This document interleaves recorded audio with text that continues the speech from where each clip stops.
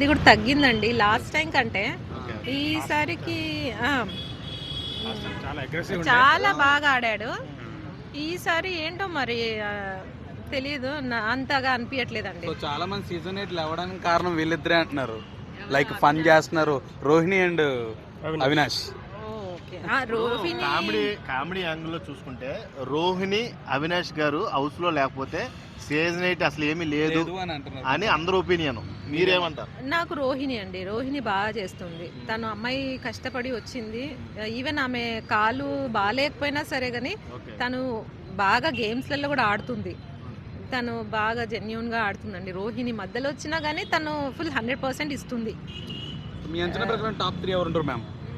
Even Rohini, Nabeel and అమ్మాయిలలో ఈ అమ్మాయి కన్నడ అమ్మాయి యష్మి.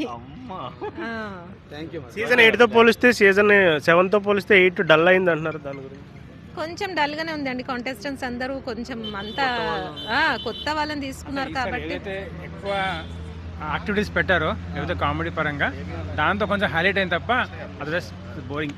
మీ ఫ్యామిలీలో ఎవరికి సపోర్ట్ చేస్తారండి? ముగ్గురు ఒకరికే చేస్తారా లేకపోతే సపరేట్ ఫ్యాన్స్? అందరం నబీల్కే చేస్తాం. మా బాబు పృథ్వీ